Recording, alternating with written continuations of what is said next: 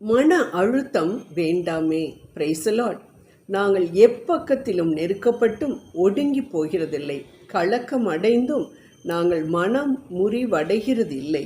துன்பப்படுத்தப்பட்டும் கைவிடப்படுகிறதில்லை. கீழே தள்ளப்பட்டும் மடிந்து போகிறதில்லை என்று புனித பவுல் 2 கொரிந்தியர் 4:8 மற்றும் 9 இவ்வாறு கூறுவதை நாம் பார்க்கின்றோம். ஆம் அன்பானவர்களே, புனித பவுல் அநேக கஷ்டங்களை சந்தித்தார், அநேக முறை கலக்கமுற்றார், அநேக முறை கீழே தள்ளிவிடப்பட்டார். ஆனால் அந்த நேரத்தில் எல்லாம் ஆண்டவரை நோக்கி பார்த்ததினால் அவரால் மிகவும் தைரியமாக அனைத்து விதமான இந்த டென்ஷனிலிருந்தும் ஸ்ட்ரெஸ்ஸிலிருந்தும் வெளிவர ஈஸியாக அவரால் வெளிவர முடிந்தது. அதனால்தான் அவர் நம்மை பார்த்து சொல்லுகின்றார், உங்களுக்கு ஸ்ட்ரெஸ் வரும் பொழுது, உங்களுக்கு டென்ஷன் வரும் பொழுது நீங்கள் ஆண்டவரை உற்று நோக்குங்கள், பிரகாசம் அடைவீர்கள் என்று. ஆம் அன்பானவர்களே, நமக்கு ஸ்ட்ரெஸ் வரும் பொழுது என்ன செய்கின்றோம்? இந்த உலகத்தில் எந்திர கதியில் இயங்கிக் கொண்டிருக்கக்கூடிய இந்த உலகத்தில் ஸ்ட்ரெஸ்ஸோ டென்ஷனோ இல்லாத மனிதர்களே இல்லை. ஆனால் இதிலிருந்து நாம் வெளியில் வர வேண்டும் என்றால் சைக்கியாட்ரிஸ்ட்டு சைக்காலஜிஸ்ட்டை போய் பார்க்கணுன்ற அவசியமே இல்லை. அவங்க கொடுக்கக்கூடிய மாத்திரைகளை வாங்கி சாப்பிட்டு இன்னும் அதிகமான பிரச்சனைக்கு உள்ளாக வேண்டும் என்ற அவசியமும் இல்லை. இன்னும் அநேக செய்யக்கூடிய உலக வழிகளில், ஏதாவது ஃபிஷ் டேங்கை வச்சுருப்பாங்க வீட்டில், இல்லாட்டி சின்ன ஃபவுண்டன் மாதிரி தண்ணி விழுகிறத பார்த்தா ஸ்ட்ரெஸ் எல்லாம் போயிடும் அப்படின்னு சொல்லுவாங்க. இல்லாட்டி பூவை வச்சோன்னாக்க, ஒரு பாட்டில் பூவை வச்சு அதை பார்த்துட்டே இருந்தோன்னா ஸ்ட்ரெஸ்ஸு போயிடும் எல்லாம் அப்படின்ட்டு சொல்லுவாங்க. இன்னும் நிறைய பேர் குடியோ இல்லை போதை மருந்துகள், இது எல்லாமே உலகம் காட்டக்கூடிய வழிகள். ஆனால் இந்த வழிகளை நாம் பின்பற்றினோம் என்றால் நமக்கு ஒரு நிரந்தரமான தீர்வு கிடைக்காது. நிரந்தரமான தீர்வு நமக்கு கிடைக்க வேண்டும் என்றால் நமது கண்கள் யாரை நோக்க வேண்டும்? ஆண்டவரை நோக்க வேண்டும். ஆண்டவருடைய பாதத்தில் அமர வேண்டும். ஆண்டவரே, இளைப்பாறுதல் எனக்கு கிடைக்க வேண்டும் என்பதற்காக வனாந்திரமான ஒரு இடத்தை தேர்ந்தெடுத்து அங்கு சென்றார் என்று நாம் இருக்கின்றோம். ஆம் அன்பானவர்களே, அதே போலதான் நாமும் கூட நமக்கு ஸ்ட்ரெஸ் வந்துவிட்டதா, டென்ஷன் வந்துடுச்சா, உடனே நம்ம காற்றை பார்த்து இறையாதே, கடலை பார்த்து அமைதியாயிரு என்று சொன்ன நம் ஆண்டவரை நோக்கி செல்லுவோம்.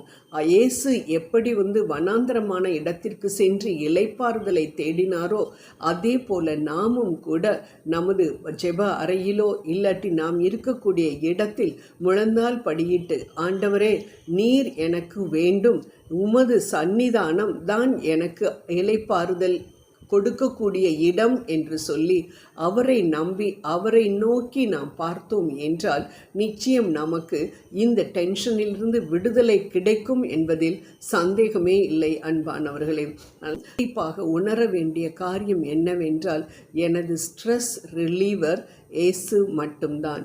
ஏனென்றால் அவர்தான் சொல்லியிருக்கிறார், வருத்தப்பட்டு சுமை சுமந்து சோர்ந்திருப்பவர்களே அனைவரும் என்னிடம் வாருங்கள், நான் உங்களுக்கு இளைப்பாறுதல் தருவேன் என்று.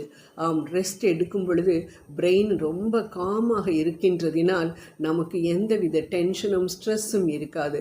அப்படிப்பட்ட இளைப்பாறுதலை கொடுக்கக்கூடியவர் இயேசுநாதர் மட்டும்தான் என்பதை உணர்ந்து இந்த ஸ்ட்ரெஸ் வந்த உடனேயே ஆண்டவருடைய பாதத்தை பிடித்து கொள்ளுவோம். எப்படி அன்னாள் ஆண்டவருடைய பாதத்தில் தனது எல்லாம் கொட்டிவிட்டு திரும்ப எந்திரிக்கும் பொழுது முக வாட்டத்தோடு எந்திரிக்காமல் நல்ல முக மலர்ச்சியோடு வீட்டிற்கு சென்று அழகான சாமுவேலை பெற்றெடுத்தாலோ அதே போல நாமும் கூட ஆண்டவருடைய பாதத்தில் அமர்ந்தவுடன் நமது சுமைகளையெல்லாம் இறக்கி வைத்துவிட்டு, ஆண்டவரே, நீர் எனக்கு இருக்கின்றீர் என்று சொல்லி நீர் என்ன பேசுகின்றீர் என்பதை கேட்க, இதோ எனது கையில் விவிலியம் இருக்கிறது என்று சொல்லி விவிலியத்தை வாசித்து நமது ஜெபத்தின் மூலமாக ஆண்டவரோடு பேசி நாம் ஆண்டவரை நமது நண்பராக ஆக்கி கொண்டோம் என்றால், இயேசுவை நமது நண்பராக ஆக்கி கொண்டோம் என்றால் நிச்சயம் நமக்கு ஸ்ட்ரெஸ் என்பது கிடையாது. எவ்வளவு பழு வந்தாலும் அதை தாங்கிக் கொள்ளக்கூடிய சக்தியும் நமக்கு கிடைக்கும் என்பதில் சந்தேகமே இல்லை. அன்பானவர்களே, ஆகவே ஸ்ட்ரெஸ் வரும்பொழுது, டென்ஷன் வரும்பொழுது உலகம் கொடுக்கக்கூடிய வழிகளை பின்பற்றாமல் ஆண்டவர் கொடுக்கக்கூடிய வழியை பின்பற்றுவோம். நிச்சயம் நாம் அதில் வெற்றி பெறுவோம். ஜெபம் செய்வோம். அன்பின் தகப்பனே இறைவா, இதோ இந்த நேரத்திலும் கூட நான் ஸ்ட்ரெஸ் ஆகும் பொழுது, டென்ஷன் ஆகும் பொழுது, தகப்பனே நீர் என்னோடு இருக்கின்றீர்.